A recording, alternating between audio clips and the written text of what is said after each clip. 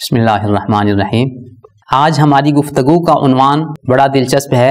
داڑھی اور حضرات انبیاء علیہم الصلوات و تسلیمات کا اس پر عمل۔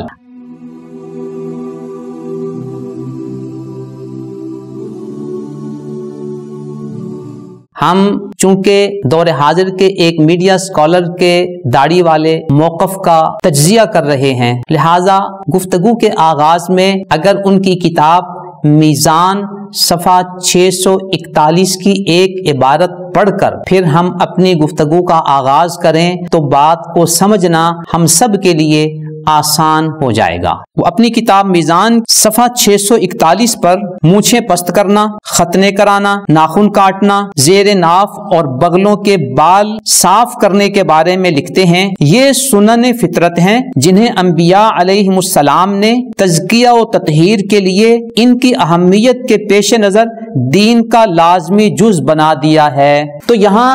دو باتوں کا انہوں نے ذکر کیا ان اعمال کے سنت ہونے کے لیے کہ انبیاء علیہم الصلوات و تسلیمات نے فطرت ہونے کی وجہ سے ان کو دین کا لازمی جز قرار دیا۔ دوسری بات یہ کہ نبی اکرم صلی اللہ علیہ وسلم نے بھی ان کا حکم فرما دیا۔ آئیے اب میڈیا اسکالر کے اس خود ساختہ قائم کردہ معیار کے اوپر ہم ان کے اس موقف کو پرکھتے ہیں جو انہوں نے اپنی کتاب مقامات کے صفحہ 238 پر داڑھی کے بارے میں کہا کہ یہ دین کا حکم نہیں ہے۔ آئیے ان کے میزان صفحہ 641 پر ذکر کردہ اپنے ہی معیار کے مطابق ہم ان کے اس موقف کو پرکھتے ہیں۔ آپ ملاحظہ کیجئے کہ بائبل کی جو قاموس ہے، قاموس الکتاب المقدس، اس میں لحیہ کے ضمن میں جو کچھ کہا گیا انبیاء علیہم الصلوات و تسلیمات کی داڑھی کے حوالے سے،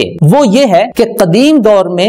داڑھی احترام، فخر اور عزت کا نشان تھا۔ داڑھی نہ رکھنا ذہنی خلل اور عقلی خلل کا نشان سمجھا جاتا تھا۔ سامی اقوام میں داڑھی رکھنا کمال عقل اور بالغ ہونے کا نشان تھا۔ داڑھی مرد کے لیے باعث عزت ہے جیسے سر کے بال عورت کے لیے باعث عزت تھے۔ یوں قاموس الکتاب المقدس میں لحیہ کی تشریح کرتے ہوئے یہ تفصیلات انہوں نے بیان کی ہیں۔ نمبر 2، ہمارے میڈیا اسکالر نے سنن ابراہیم کے ثبوت کے لیے دور حاضر کے ڈاکٹر جواد علی صاحب کی کتاب المفصل فی تاریخ العرب قبل الاسلام کا ذکر کیا ہے۔ انہی ڈاکٹر جواد علی صاحب نے اپنی کتاب المفصل فی تاریخ العرب قبل الاسلام جلد 8 صفحہ 200 پر سموئیل 2 اصحاح 10 آیت نمبر 4 کے حوالے سے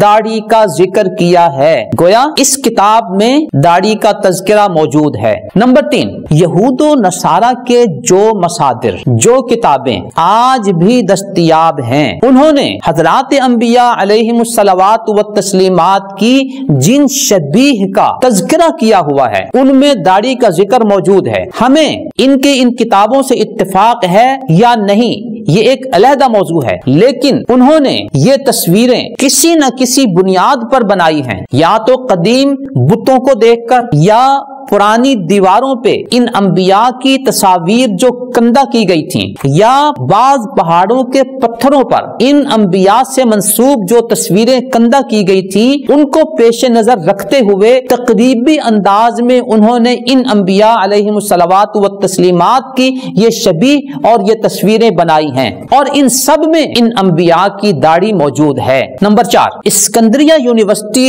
مصر میں ہے، اس میں ایک کرسچین طالبہ سلفانہ جارج نے عربی زبان میں ذکر السید المسیح والقدیسیین، حضرت عیسیٰ علیہ السلام اور ان کے قدیسیین کی داڑھی، اس موضوع پر PhD کا مقالہ لکھا ہے۔ اس میں وہ لکھتی ہیں کہ میں نے پوری محنت کے بعد جن مصادر و مراجع کی طرف رجوع کیا ان میں دیواروں پر بنی ہوئی تصاویر، پتھروں پر کندہ تصاویر اور قدیم مصادر و مراجع میں موجود تصاویر سے یہ نتیجہ اخذ کیا، اور میں اس نتیجے پر پہنچی اور میں یہ نتیجہ ثابت کر رہی ہوں کہ ان انبیاء علیہم الصلوات و تسلیمات اور ان کے ماننے والوں کی داڑھی تھی۔ یہ ایک کرسچین طالبہ اپنے PhD کے مقالے میں پوری ریسرچ ریسرچ اور تحقیق کے بعد بڑے اعتماد کے ساتھ یہ نتیجہ پیش کر رہی ہے۔ نمبر 5، ہمارے میڈیا اسکالر اپنی کتاب مقامات کے صفحہ 237 پر لکھتے ہیں، نبی صلی اللہ علیہ وسلم نے بھی داڑھی رکھی ہوئی تھی۔ تو جب ہمارے موصوف میڈیا اسکالر کے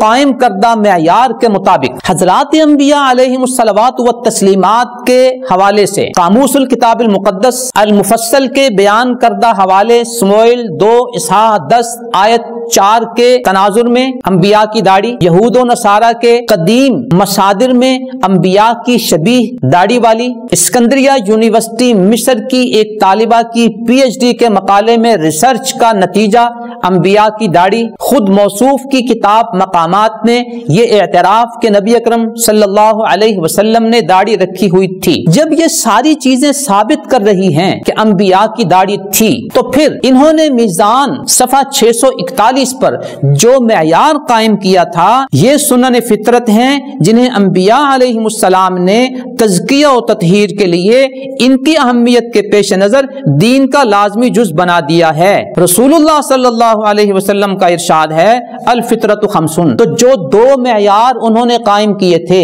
حضرات انبیاء علیہم الصلوات والتسلیمات اور خود نبی اکرم صلی اللہ علیہ وسلم، انہی حضرات انبیاء علیہم السلام کے حوالے سے اور انہی نبی اکرم صلی اللہ علیہ وسلم کے حوالے سے جب یہ بات پایہ تکمیل کو پہنچ گئی کہ ان سب حضرات کی داڑیاں تھیں اور نبی اکرم صلی اللہ علیہ وسلم نے داڑھی مبارک رکھی بھی اور داڑھی رکھنے کا حکم بھی دیا، تو اب ہم 3 سوال کرتے ہیں۔ نمبر 1، آپ نے جو معیار قائم کیا تھا سنن فطرت کے حوالے سے حضرات انبیاء علیہم الصلوات والتسلیمات کا، اسی معیار کے مطابق داڑھی کا تذکرہ آ گیا کہ انہوں نے بھی داڑھی رکھی ہوئی تھی تا نبی اکرم صلی اللہ علیہ وسلم، تو آپ نے اپنے اس اصول سے انحراف کیوں کیا اور آپ نے داڑھی کو سنن فطرت میں، سنن انبیاء میں کیوں ذکر نہیں کیا؟ ذکر نہ کرنا تو درکنار، اس کے بالمقابل آپ نے مقامات صفحہ 238 پہ یہاں تک لکھ دیا کہ یہ داڑھی دین کا حکم نہیں ہے۔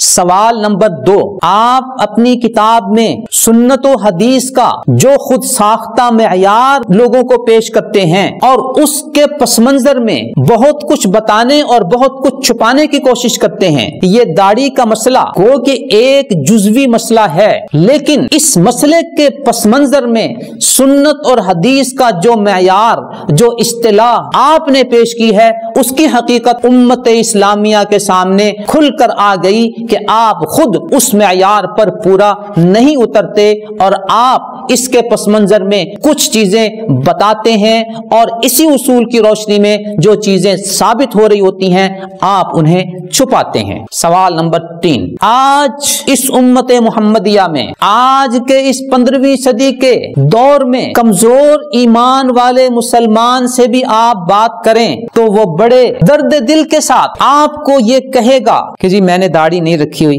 لیکن مجھے شوق ہے، میرا دل چاہتا ہے کہ میں داڑھی رکھوں اور انشاءاللہ میں کوشش کروں گا۔ تو آج کے دور کا مسلمان بھی اپنی کوتاہی کا اعتراف کرتا ہے اور دل میں اس بات کی تڑپ اور لگن رکھتا ہے کہ انشاءاللہ تعالی میں نے داڑھی رکھنی ہے۔ کیا یہ تعجب کی بات نہیں ہے کہ ایک کمزور ایمان والے مسلمان کا موقف کیا ہے داڑھی کے بارے میں، اور اس کے مقابلے میں آپ کہ آپ اپنے ہی معیار کے مطابق پورے بھی نہیں اتر رہے اور انبیاء علیہم السلام کے قائم کردہ معیار کے مطابق خود داڑھی بھی نہیں رکھ رہے اور اپنے قصور کو تسلیم کرنا تو درکنار، آپ بڑی جرت کے ساتھ مقامات کے صفحہ 238 پر یہ کہہ رہے ہیں کہ داڑھی یہ دین کا حکم نہیں ہے۔ یوں محترم سامعین، آج کی ہماری گفتگو کا عنوان تھا داڑھی اور انبیاء علیہم الصلوات والتسلیمات اور دور حاضر کے ایک میڈیا اسکالر کا قائم کردہ معیار اور وہ خود اس معیار پر کتنا پورا اترتے ہیں۔ آج کی نشست میں اس کی تفصیلات آپ کے سامنے عرض کر دی گئیں۔ اب فیصلہ آپ نے کرنا ہے کہ آپ حضرات انبیاء علیہم الصلوات والتسلیمات کی سنت پر عمل کرنا چاہتے ہیں یا ان سب چیزوں کو مسترد کر کے ایک مستقل نیا موقف رکھتے ہیں کہ انبیاء علیہم الصلوات و تسلیمات کی تعلیمات ایک طرف، لیکن آج 15ویں صدی میں میرا موقف ایک طرف۔ گو کہ میں نے کچھ چیزوں کو ثابت کرنے کے لیے انبیاء کے عمل کو اور نبی اکرم صلی اللہ علیہ وسلم کے حکم کو معیار بنایا تھا، لیکن میں آج اپنے ہی معیار سے انحراف کرتے ہوئے یہ کہتا ہوں کہ داڑھی دین کا حکم نہیں ہے، چونکہ میں نے خود داڑھی نہیں رکھی اور میں داڑھی نہ رکھنے کو کوئی قصور بھی نہیں سمجھتا، بلکہ جرأت سے کہتا ہوں کہ یہ داڑھی دین کا کوئی حکم نہیں ہے۔ صورتحال آپ کے سامنے ہے، فیصلہ آپ نے کرنا ہے۔ دعا ہے اللہ تعالیٰ مجھے اور آپ کو صحیح فیصلہ کرنے کی توفیق عطا فرمائے، آمین۔ نظروا لطيبة ونور طه يسطعون